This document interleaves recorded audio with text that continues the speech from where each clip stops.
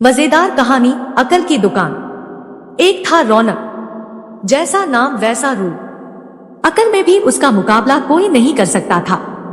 एक दिन उसने घर के बाहर बड़े बड़े अक्षरों में लिखा, यहाँ अकल बिकती है। उसका घर बीच बाजार में था।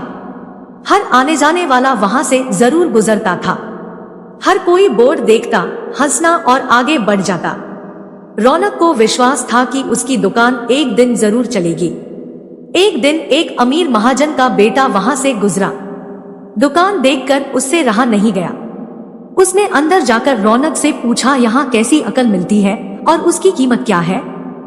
उसने कहा, यह इस बात पर निर्भर करता है कि तुम इस पर कितना पैसा खर्च कर सकते हो।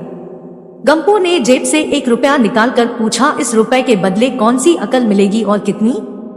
भाई, 1 रुपए की अकल से तुम 1 लाख रुपया बचा सकते हो। गंपू ने 1 रुपया दे दिया। बदले में रौनक ने एक कागज पर लिख कर दिया, जहां 2 आदमी लड़ झगड़ रहे हो वहां खड़े रहना बेवकूफी है। गंपू घर पहुंचा और उसने अपने पिता को कागज दिखाया। कंजूस पिता ने कागज पढ़ा तो वह गुस्से से आग बबूला हो गया। गंपू को कोसते हुए वह पहुंचा अकल की दुकान। कागज की पर्ची रौनक के सामने फेंकते हुए चिल्लाया, वह रुपया लौटा दो जो मेरे बेटे ने तुम्हें दिया था।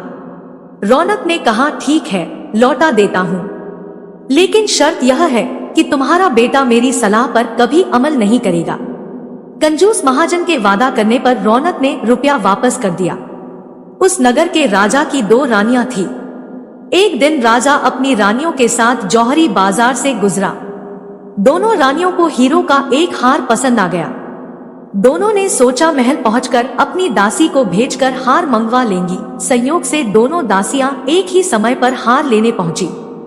बड़ी रानी की दासी बोली, मैं बड़ी रानी की सेवा करती हूँ, इसलिए हार मैं लेकर जाऊंगी। दूसरी बोली पर, राजा तो छोटी रानी को ज्यादा प्यार करते हैं, इसलिए हार पर मेरा हक है। गंपू उसी दुकान के पास खड़ा था। उसने दासियों को लड़ते हुए देखा। दोनों दासियों ने कहा वे अपनी रानियों से शिकायत करेंगी। जब बिना फैसले के वे दोनों जा रही थी तब उन्होंने गंपू को देखा। वे बोली, यहाँ जो कुछ हुआ तुम उसके गवाह रहना। दासियों ने रानी से और रानियों ने राजा से शिकायत की। राजा ने दासियों की खबर ली। दासियों ने कहा, गंपू से पूछ लो, वह वहीं पर मौजूद था। राजा ने कहा, बुलाओ गंपू को गवाही के लिए, कल ही झगड़े का निपटारा होगा। इधर गंपू हैरान, पिता परेशान। आखिर दोनों पहुंचे अकल की दुकान। माफी मांगी और मदद भी।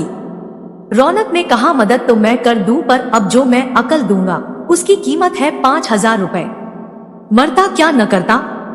कंजूस पिता के कुर्ते हुए दिए 5000। रौनक ने अकल दी कि गवाही के समय गंपू पागलपन का नाटक करे और दासियों के विरुद्ध कुछ न कहे।